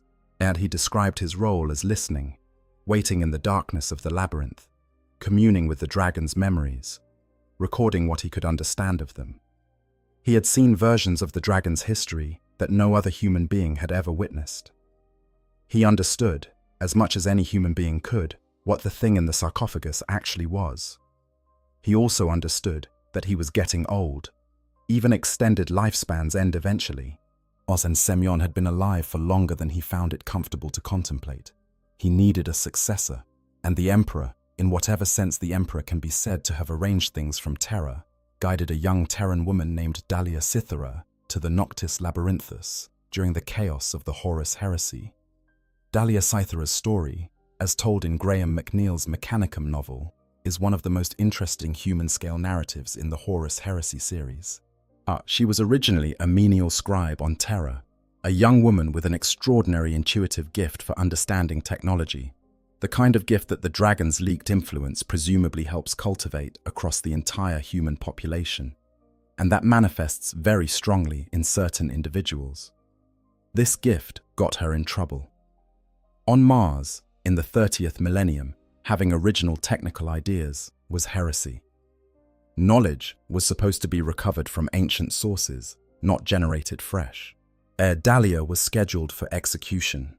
She was rescued by a senior tech priest named Coriel Zeth, a progressive figure in the Mechanicum, who believed that genuine understanding of technology was more valuable than ritual observance. Zeth brought Dalia to Mars to help with a project of extraordinary ambition, the construction of a device called the Akashic Reader, something that would allow access to the totality of recorded knowledge by tapping into the power of the warp. And the project ultimately did not go as planned, and the events of the Schism of Mars, the civil war that broke out on the Red Planet when the Horus Heresy began, destroyed much of what Zeth had built. But Dalia, following visions she had been having since her arrival on Mars, made her way down through the mine complexes of the Noctis Labyrinthus during the chaos of the Civil War, navigating the increasingly alien architecture of the deep places, and found Semyon. And Semyon, who had been waiting for her arrival with the patience of someone who had spent thousands of years doing nothing but wait, told her what the dragon was, what the Emperor had done, what the Guardians were for. He told her everything, and then she became the Guardian, and he was able to rest at last. Dalia Cythera held the position of Guardian of the Dragon for approximately 10,000 years. At the Mars Wiki entry for the Noctis Labyrinthus, records that it would be another 10,000 years before the next Guardian was drawn to take her place. She watched over the dragon through the entire span of the Horus Heresy's aftermath, through the Scouring, through the Long War, through all of the 41st Millennium's crises and conflicts and apocalyptic events, alone in the dark, beneath the red planet, listening to the sleeping god's dreams. As one thing of enormous consequence happened at roughly the time Dalia took over. The book disappeared. The document that Semyon had maintained, the grand lie of Mars, the full record of the dragon's history, and the Emperor's arrangements, and everything the Guardians had learned over thousands of years, vanished from its place in the labyrinth. Someone came and took it, and was never identified. The consequences of this theft are described as dire, and the specific language used, dire consequences in the future, implies that the story of that book is not finished. The Adeptus Mechanicus, after the Schism of Mars was resolved and the loyalist Mechanicum reformed into the new institution, established strict protocols around the Noctis Labyrinthus. Access to the deep mine complexes was restricted, and after the events of 998 M41, which we will get to, a full Skitarii legion was deployed to enforce a Perdita exclusion zone around the entire area, an entire legion, on their own homeworld. To stop anyone from getting close to a place they officially maintain contains nothing of particular interest. The Perdita designation, for those unfamiliar, is the Adeptus Mechanicus equivalent of absolute quarantine. It means this place is never to be approached, or the reason why is classified beyond the level of most fabricator generals, and anyone who comes near it will be destroyed without question. They really do not want anyone near the dragon. Section 10. The Silver Worm of Medusa, Ferrus Manus, and the Dragon's Shadow. The Void. Dragon's influence on the galaxy did not stop at Mars. This is one of the most fascinating aspects of the whole mythology. The way that the dragon's shards, scattered across the galaxy before and after the Necron revolt, is seen to have had effects on the civilizations and individuals they touched. And nowhere is this more apparent than on the volcanic world of Medusa, when a Primarch fell from the sky. The Primarchs of the Space Marine legions were the Emperor's greatest creations. 20 superhuman beings, engineered to be the finest military commanders in human history, scattered across the galaxy by the Chaos Gods before they could be trained and then found, one by one, on the worlds where they had grown up. And each of them was shaped profoundly by the environment they grew up in, and each of them carried that shaping into their legions and into the Great Crusade. Ferrus Manus, whose name translates from the Old Tongue as Iron Hand, was the Primarch of the 10th Legion. His gestation pod came down on Medusa, a geologically unstable world of volcanoes, earthquakes, and near-constant tectonic violence, a harsh and unforgiving place where survival required constant adaptation and physical toughness. But before Ferrus ever encountered the human clans of Medusa, before he found a civilization to shape and be shaped by, his landing pod brought him down into a place that was not quite natural. The chamber where his pod landed showed signs that it was more than a geological formation. There were runes carved into the walls. There were electroconductive crystal formations arranged in patterns that suggested deliberate placement. The architecture, in a very subtle way, suggested construction. Ancient construction, by hands that were not human. Imperial scholars, examining this account after the Imperium made contact with the Necrons in the 41st Millennium, have concluded that Ferrus Manus landed in what was very probably a Necron tomb. The runes, the formations, the overall design of the space all match Necron construction patterns closely enough to make the identification almost certain. And inside that tomb, his arrival woke something up. Whereas the creature the Medusans would later call the Great Silver Worm, a Xehanort, was a biomechanical serpentine entity of enormous size, coated entirely in a material that moved and flowed like liquid silver, but was harder than ceramite and could not be wounded by any weapon that Ferrus attempted to use against it. It escaped the tomb and made for the surface, and Ferrus, applying the particular brand of stubborn, relentless intensity that would define him forever, swore to hunt it down and kill it. He chased it across Medusa for days, possibly longer. He was a Primarch, a being of superhuman capability, but Xehanort was genuinely impervious to harm. Every attack he landed simply bounced off. Eventually, in a hellscape region the Medusans called the Land of Shadows, Ferrus found a solution. There was no weapon that could pierce a Xehanort's hide, but lava could melt it. He drove the creature into a river of molten rock. It melted, and as it died, as the liquid silver substance of its body dissolved into the magma, Ferrus held it under with his bare hands. His hands were burning. He knew they were burning. He kept holding anyway. When he pulled his hands out, they were not burned at all. They were coated, the liquefied necrodermis of the dying creature, that living metal, the same material from which every Necron warrior and Necron vehicle and Citan shard body is made, had fused to his flesh, bonded to his skin at a molecular level, and hardened around his hands and forearms as a layer of flexible, silvery metal. The hands that would give him his name, and give his legion their identity, and give the iron hands their defining aesthetic of flesh replaced with metal. Those hands were made of the same stuff as the Necrons, were made, most likely, from a fragment of the Void Dragon. The connection is not stated explicitly in the source material, while the official description calls a Xehanort a Necron machine construct, and notes the resemblance between its material and necrodermis, leaving the inference that it might be a Citan shard to readers willing to follow the thread. But consider the evidence. A serpentine silver entity, impervious to harm, of obvious extraordinary power, found in what was probably a Necron tomb on Medusa. One that, on contact, fused its substance to a Primarch's body and granted him unnatural knowledge of technology and craftsmanship. One that strongly resembles the mythological descriptions of the Void Dragon, the great silver worm eating at stars, the silver scales like rippling mercury. The effect on Ferrus was significant. He emerged from the encounter not just with metal hands, but with an intuitive understanding of technology and craftsmanship that made him one of the finest artificers among all the Primarchs. He walked out of the encounter and immediately began lecturing the Medusan clans on engineering and construction, driving their civilization forward at what the accounts describe as a stunning pace. The technological acceleration of Medusa under Ferrus Manus is directly comparable to the technological acceleration of Mars under the Dragon's influence. If a Xehanort was a Void Dragon shard, or even simply a powerful Necron construct imbued with some fraction of the Dragon's technological influence, it's then the Iron Hand's entire philosophical tradition, the belief that flesh is weak, that metal is superior, that augmentation is a path towards something better, is a cultural inheritance from the same entity that built the machine god religion on Mars. The Iron Hands have been replacing their flesh with metal for 10,000 years, working towards some endpoint they can feel but cannot quite articulate.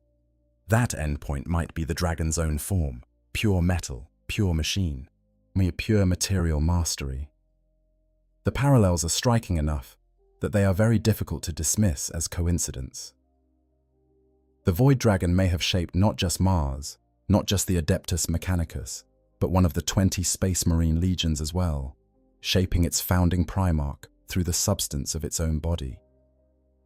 Section 11, 5 ships and a suicide run, 998 M41. By the end of the 41st millennium, Mars is one of the most heavily defended locations in human space. But the solar system's defenses are the most elaborate in the Imperium. Terra itself is ringed by defense stations, fleet assets, orbital weapons platforms, and other systems whose full extent is classified well above most naval officers' clearance levels. Mars, as the Adeptus Mechanicus homeworld and the primary forge for the Imperium's military capacity, has its own additional layers: orbital batteries, Skitarii legions, Titan war engines, and monitoring stations at every approach. Shown in the year 998 of the 41st Millennium, a year already catastrophically busy with the 13th Black Crusade of Abaddon the Despoiler, the assault on Cadia, and what would eventually be called the fall of Cadia and the formation of the Great Rift, 5 ships entered the Sol system without being detected. They were Necron Shroud-class light cruisers. The Shroud-class had been first recorded by Imperial intelligence in 992 M41. He encountered in the Segmentum Pacificus in engagements with Battle Fleet Pacificus. In the 6 years between 992 and 998, vessels of this type had been observed on 3 additional occasions, each time disengaging before Imperial forces could bring them to battle. Intelligence assessments at the time suggested that either the class itself was new and being evaluated, or specific crews were being tested against varying tactical situations. While the Shroud class is notable for its speed and its drive technology, unlike most Necron vessels, which operate on phase technology that allows them to shift partially out of phase with real space, the Shroud class uses a drive system that eliminates the vessel's inertia entirely.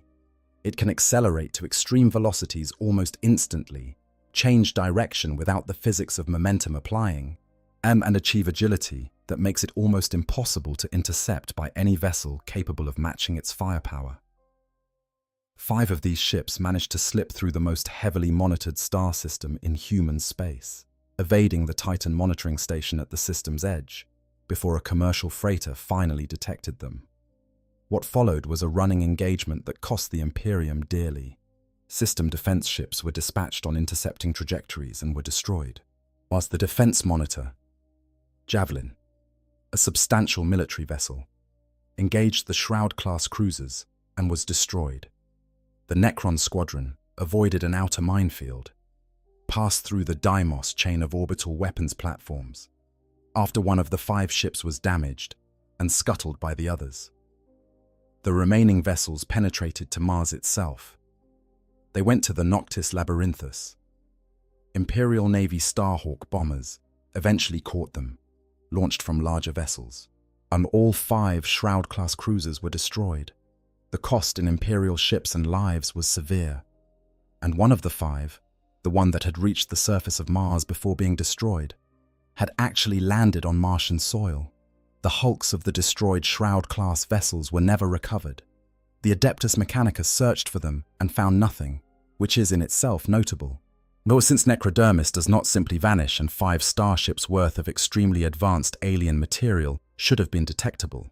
After the incident, the Adeptus Mechanicus established a perdita exclusion zone around the Noctis Labyrinthus, enforced by a full Skitarii legion. This is the equivalent of locking the door after the horse has already bolted, and the fact that they did it suggests they knew exactly what the Necrons had been after and were terrified about what might have happened. What were the Necrons actually trying to do? The official Imperium assessment, as recorded in the relevant intelligence files, is that their mission was to awaken the dragon. That 5 ships and their crews were considered an acceptable expenditure to attempt to rouse the most powerful surviving Satan from its imprisonment. The Ordo Xenos, the branch of the Inquisition that deals with alien threats, has expressed specific fear that this was the intent and that one of the ships had reached the surface long enough to make some attempt at fulfilling it. There are several possible readings of this event, none of them comforting. The first is that the Necrons were trying to free the dragon, that some Necron dynasty, possibly acting under the Silent King's direction as part of the broader Necron strategy for the 41st Millennium, or possibly acting independently in pursuit of their own agenda, decided that the imprisoned Void Dragon represented an asset that outweighed the risk of freeing it, that a fully awakened dragon, even a fragmented one, would be a weapon of sufficient power to alter the balance of power in the galaxy in the Necron's favor. The second reading is stranger and in some ways more unsettling. The Necrons may have been trying to kill the dragon, not free it, kill it. The Blackstone fortresses, which were specifically designed to harm Satan, are known to have been used against the Void Dragon during the events following the War in Heaven. The Necrons understand how to destroy Satan's shards. If some Necron faction decided that the dragon under Mars was a liability rather than an asset, that a fragmentary, half-trapped Satan that might wake up at the wrong moment and turn on everyone was more dangerous than useful, a suicide mission to deliver a killing blow might make sense. What the third reading, which several inquisitorial analysts have put forward, is the most disturbing of all. The Necrons were not trying to affect the dragon at all. They were there to interact with its guardian, to remove the guardian, to take the stolen book, the grand lie of Mars, or to deliver something to the dragon or take something from it. The guardians of the dragon have always been the point of vulnerability in the entire arrangement. While whatever Dalia Cythera did or did not do during those 10,000 years in the dark, she is not the Emperor. She cannot maintain the dragon's bindings with the same certainty. If the bindings have been weakening, if the dragon has been slowly waking up, slowly gathering strength over the millennia, then the Necrons might have been there to accelerate that process, not through brute force, but through precision interference with the systems that keep it contained.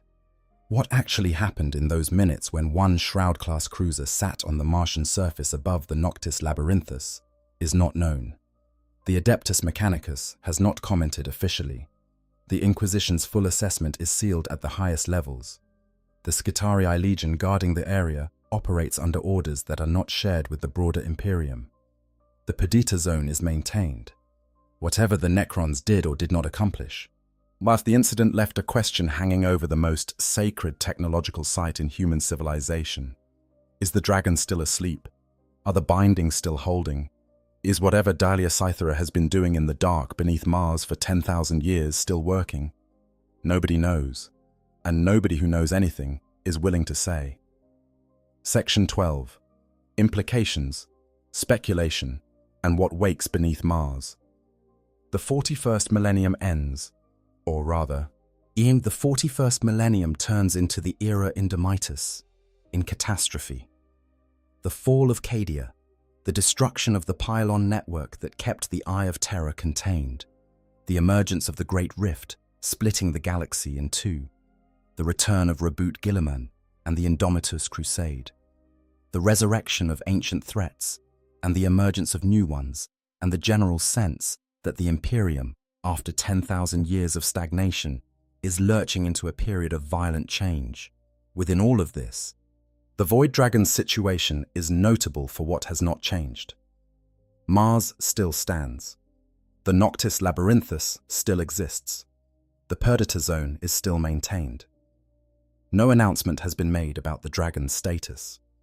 In the 10th edition of the Warhammer 40,000 game, released in 2023, the Void Dragon received an updated model, a gleaming, terrifying entity of silver and green, angular and strange and unmistakably alien, deployed as a Cetan shard in Necron armies.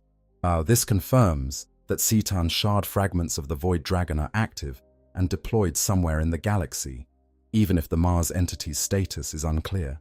But let us think through the implications of the dragon waking up, because this is where the lore becomes genuinely terrifying in its scope.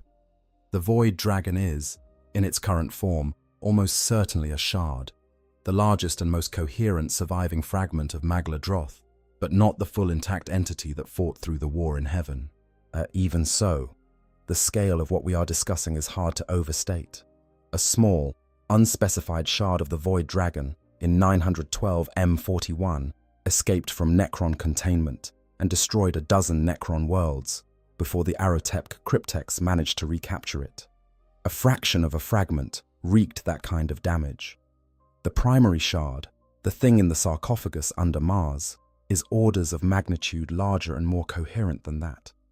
If it woke up on Mars, the immediate consequences for the Adeptus Mechanicus would be incalculable. The billions of tech priests and forge workers and Skitarii on the planet's surface would be in proximity to the most powerful remaining Citan entity in the galaxy, and the Void Dragon has a demonstrated ability to interact with and potentially control machinery. The Mechanicus's augmetics, the extensive cybernetic modifications that most tech priests have, would become vulnerability points. The weapon systems, the Titan forges, the orbital ring of iron, all of that technology, everything that makes Mars the industrial heart of the Imperium, would be potentially in the dragon's hands within hours of it waking. Then there is the theological dimension. If the dragon woke and made itself known to the Adeptus Mechanicus, some of them would worship it. They are already worshipping something very close to the dragon. They already believe in the machine god, as the cognitive distance between the machine god inspires us through the quest for knowledge, and the machine god has awakened and stands before us in its full, terrible glory, is, for a sufficiently devout tech priest, not that large. The Mechanicus could fracture between those who recognize the dragon as the thing their whole civilization was built around, and those who reject it as an abomination. Either outcome is catastrophic for the Imperium. Then there is what the dragon would do next. A Catan of this power, free from imprisonment, would not simply sit on Mars and wait to be brought back into containment. It would act in accordance with its nature, which means it would seek to extend its power, to consume energy, to spread its influence. It would probably begin trying to reconstruct the pylon network it designed 60 million years ago, the network intended to cut the galaxy off from the warp entirely. From the Void Dragon's perspective, the existence of the warp is a strategic liability. The warp is where the Chaos Gods live, where the Old One's psychic power came from, where the things that can actually hurt a Citan originate. Cutting it off is the logical move. A galaxy cut off from the warp would be a galaxy where humanity loses FTL travel. Warp-based travel is how almost all interstellar travel in the Imperium works. It would be a galaxy where the God Emperor on the Golden Throne, yes, sustained by his psychic presence in the warp, would lose his connection to the Astronomicon. It would be a galaxy where the Chaos Gods, starved of the psychic energy that sustains them, might eventually weaken and die. But where humanity, cut off from its warp-based technology and its own psychic abilities, would be at the mercy of the Necrons and whatever remained of the Citan. The Void Dragon's vision of salvation and the Imperium's vision of survival are not compatible. There is one other angle worth considering at length, because it is the one that the most interesting speculative interpretations of the lore keep returning to: the Emperor's plan. The Emperor is not dead. He is not fully alive. He sits on the Golden Throne in a state of sustained existence, maintained by the psychic sacrifice of thousands of human beings every single day, as fighting an eternal psychic battle against the forces of the warp that would pour through the webway and onto Terra if he stopped. He has been doing this for 10,000 years. He cannot speak or move or act directly in the world, but there are people who believe he is still thinking, still planning, still working, through agents and coincidences, and the long echoes of decisions made before the heresy, towards some outcome that will require everything he prepared to finally come together. If that is true, and the lore supports it more than it denies it, then the dragon on Mars is part of that plan. It was always part of that plan. The Emperor did not imprison it because he had no choice. He imprisoned it because he needed it somewhere specific for some purpose he intended to come back to. He did not kill it when he had the opportunity because a dead void dragon is useless to him, and a living one, even imprisoned, even sleeping. He serves his purposes by shaping the civilization above it. What does the Emperor need the void dragon for? The most compelling theories involve the Golden Throne itself. The throne is a piece of technology that was ancient even when the Emperor was using it. It may date from the Dark Age of technology, may have been built by minds influenced by the dragon's presence when Mars was shaping its first engineers. It is failing. The mechanisms that sustain it are degrading. Belisarius Cawl has been working for 10,000 years on a solution and has apparently made progress. But the final answer is not yet in hand. The dragon is the greatest technological intelligence in the galaxy. If anyone could repair the Golden Throne, or replace it with something that actually works. It is the entity that inspired the civilization that built it. The Emperor may need the dragon awake and cooperative in a controlled setting, and for exactly long enough to solve the single most important engineering problem in the Imperium's history. Whether that is achievable, whether the dragon would cooperate, or simply break free and pursue its own agenda, whether the Emperor in his current state can maintain the kind of influence over the dragon that he exercised in the distant past, all of these are genuine unknowns. The Emperor is weaker than he was when he imprisoned the dragon. The dragon may be stronger than it was then. Yet the balance of the relationship, if it has to be revisited, may go differently this time. Section 13. The Guardians in the Dark, the Stolen Book, and Threads Left Hanging. One thread that the Void Dragon's mythology keeps returning to, without resolving, is the question of the Stolen Book. The Grand Lie of Mars. The document containing the full truth of the dragon's history, the Emperor's plan, and everything the Guardians had learned over millennia, disappeared from the Noctis Labyrinthus at roughly the time Dalia took over from Semyon. Someone took it. The theft was apparently noticed only afterward, when Dalia returned to the Silver Cavern where it had been kept. 10,000 years have passed since that theft. The book contains knowledge of extraordinary sensitivity. It would tell any reader exactly what the Adeptus Mechanicus's machine god actually is, and exactly what the Emperor did with it and why, exactly how the dragon's imprisonment works, and potentially how to interfere with it. In the hands of the wrong person, it is a weapon of civilization-ending potential. It could fracture the Mechanicus. It could provide the technical knowledge to attempt to wake the dragon, or to kill it. It could undermine the theological foundations of the Imperium's most indispensable institution. Well, the question of where that book went and what happened to it is unanswered in the source material as of the current lore. It represents an open plot thread of enormous potential consequence, and its absence from subsequent Horus heresy and 40k narratives suggests either that Games Workshop is holding it for a significant future story beat, or that the consequences have been playing out in ways that are not yet visible. But the most interesting possibility is that it reached the Inquisition, specifically the Ordo Xenos, or perhaps Ordo Malleus, or perhaps the inquisitorial conclave known as the Cabal, which is known to have possessed deep knowledge about the Satan and the war in heaven. If the Inquisition has had this knowledge for 10,000 years, their silence on the subject is itself a decision of enormous consequence. They would have had 10 millennia to act on what they knew, to attempt to destroy the dragon, to use it, to tell the Mechanicus, to warn the Imperium. The fact that Mars continues to function as it always has suggests that whoever has the book has chosen, for whatever reason, not to act on its most explosive implications. Another possibility is that the book was taken by someone working for the Emperor, that it was removed from the Noctis Labyrinthus on his instructions, through agents operating without Semyon's knowledge to ensure that Dalia Cythera would maintain her post without the full burden of the truth. This reading suggests the Emperor deliberately separated his guardian from the most complete version of the knowledge she was supposed to be guarding, perhaps to prevent her from making the kind of decisions Semyon might have made, deciding the situation was untenable, that the dragon needed to be destroyed, regardless of the Emperor's future plans. There is also the possibility that it was taken by the Necrons.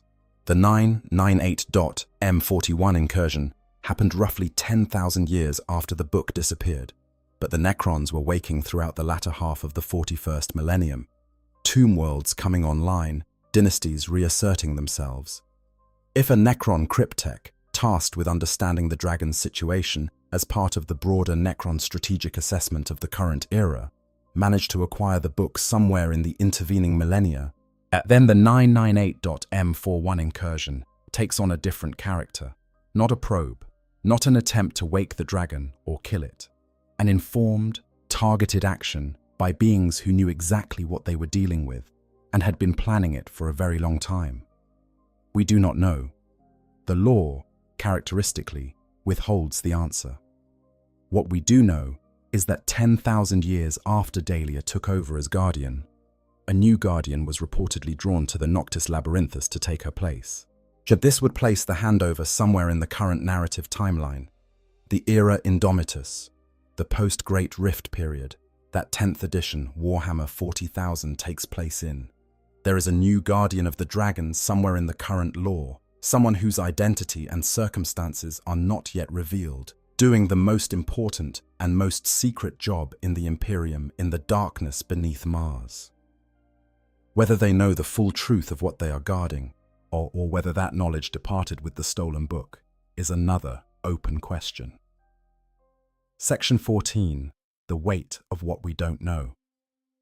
One of the things that makes the Void Dragon such a compelling figure in Warhammer 40,000 lore, arguably more compelling than many of the entities whose stories are more fully told, is precisely the ambiguity.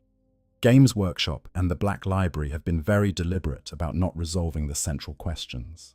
Is the Dragon of Mars actually the Void Dragon Magladroth, or simply a Khitan shard of it? Is it still fully imprisoned? What exactly did the Necrons accomplish in 998 M41? What is the Emperor's actual plan? The official position of the source material on the Mars entity's identity is technically believed to be, and possibly. The connection is enormously strongly implied and supported by an enormous volume of circumstantial evidence. The descriptions match. The behaviors match. The historical timeline fits. The Necron incursion points directly at it. The Eldari mythology aligns. But it is not stated as absolute confirmed fact. This is almost certainly deliberate. It preserves narrative flexibility. It allows the relationship between the dragon and the machine god to remain theologically and philosophically interesting rather than becoming a simple reveal. The same principle applies to the broader implications. Yet the Void Dragon, being the machine god, if confirmed, would be one of the most devastating revelations in the Imperium's history. It would mean that the Adeptus Mechanicus, the institution that keeps human civilization functioning, has been, at the deepest level, an alien mind control operation. It would mean the Emperor collaborated with a star-eating cosmic horror to build his army of forge workers. It would mean the Omnissiah theology, as the entire religious framework that billions of humans live and die by, is a construct designed by a being with no interest in humanity, except as a tool. This is not unique in the 40,000 setting. The Chaos Gods were inadvertently created by humanity's own psychic emissions. So there is a tradition of the universe's deities turning out to be something other than their worshippers imagine. But the Void Dragon's situation is distinctive because the deception was not accidental. It was engineered. The Emperor looked at this sleeping alien god and decided to use its dreams as a seed for a civilization, and then dressed himself up as the civilization's messiah to leverage the result. This raises questions about the Emperor that the lore intentionally declines to answer. Was using the dragon this way ethical? The Mechanicus would not exist in its current form without the dragon's influence. The civilization they built would not have the technical capability it has. And the Imperium would likely not have survived the Great Crusade without the Mechanicus's industrial support. You could argue that the dragon's imprisonment was a net positive for humanity. You could also argue that building a religion around a sleeping alien horror without giving the people involved any opportunity to consent to that arrangement is an act of profound arrogance, exactly the kind of thing that the Emperor has been frequently criticized for within the setting's own internal ethical debates. The Void Dragon is also uniquely among major 40k threats not currently doing anything. The Chaos Gods are actively trying to destroy humanity. The Tyranids are actively consuming the galaxy. The Necrons are actively awakening and reasserting their ancient empire. The Void Dragon is asleep. Its threat is entirely conditional. It requires it to wake up, requires it to break its bindings, requires the specific chain of events that leads to an imprisoned star god getting loose in the most densely inhabited part of the solar system. The probability of this happening is not zero. It may not even be low, but it has not happened yet. What has happened is that the dragon's sleeping influence has shaped and continues to shape everything around it. Yet the Adeptus Mechanicus is what it is because of the dragon. The Iron Hands may be what they are because of the dragon. The Cadian pylons that kept the Eye of Terra contained for 60 million years were what they were because of the dragon. The blackstone fortresses that Abaddon used to literally destroy a planet exist because they were built to fight the dragon. The Great Rift itself, which is now the central existential threat to the Imperium, and opened in part because the Cadian pylon network, the dragon's own creation, was destroyed. The galaxy as it exists in the 41st millennium, with all of its particular shape and all of its particular crises, is a direct consequence of events that the Void Dragon set in motion 65 million years ago. And the Void Dragon has been asleep for most of that time. If it ever wakes up, the question will not be whether the galaxy changes. The question will be whether there is a galaxy left when the changes are done. Closing, the silence of the red planet. So let us end where we began, on Mars, on the red desert planet circling the sun of the Sol system, covered in the steel cathedrals and forge fires and exhaust stacks of the Imperium's greatest industrial civilization. On the surface, where a full Skitarii legion patrols a Pedita exclusion zone around a complex of cave systems in the northern hemisphere, yea, preventing anyone from approaching without immediately being destroyed. Beneath that surface, in the labyrinth of the night, in a chamber that should not exist, surrounded by machines so ancient they predate the human species by a margin that makes history meaningless, something sleeps. It has eaten stars. It fought in wars that made the history of humanity look like an afternoon. It built the tools that kept the galaxy's greatest warp rift from swallowing civilization for 60 million years. And it was broken and scattered and imprisoned, and it has been lying in that golden sarcophagus since before the Roman Empire existed, while everything that now calls itself civilization grew up above it and built its cathedrals and forged its weapons and prayed to its dreams without knowing what they were praying to. 10,000 tech priests look at a piece of ancient technology and feel the sudden bloom of understanding, the wordless intuition of how the mechanism works, the sense of being touched by something vast and knowing, and they call it the machine god's blessing, and they give thanks, and they go back to their rituals. Billions of human beings live their entire lives inside the shape that the dragon's sleeping mind has made for them, never knowing that shape exists, never knowing there is something at the center of it that is not what they have been told it is. And somewhere in the dark below all of that, in a chamber of antique silver and flickering energy, a new guardian sits in silence and listens to the dreams of the oldest prisoner in the solar system, and waits and hopes, and does not know what will happen if the dreams ever stop. Neither do we. That is, perhaps, the way it should be. Some mysteries earn their silence. Some secrets are kept, not because they are too small to matter, but because they are too large to survive being told. Child, the Void Dragon is the most important secret in the Imperium of man, the founding lie at the heart of its greatest institution, the sleeping god in the basement of its holiest planet, the prisoner in the pit beneath the machine god's temple. It is still down there, it is still dreaming, and for now, at least, the lights stay on. If this video took you somewhere new, if you found yourself looking at the Adeptus Mechanicus, or the Necrons, or even the Emperor himself, a little differently after spending some time with the dragon, then hit like, and let me know in the comments what you think. There is so much more to explore in this universe, so many threads that pull through to other places, and if the Void Dragon story is the kind of thing you want to dig into, subscribing means you will be there when we go deeper. Oh, the galaxy is vast and dark, and full of things that do not wish you well, but understanding them, at least a little, makes the darkness bearable. Take care of yourselves, and stay curious. I hope you guys enjoyed the story. Make sure to hit the subscribe, like, share button, whatever you want. Give me some feedback if there's any. And yeah, sleep well.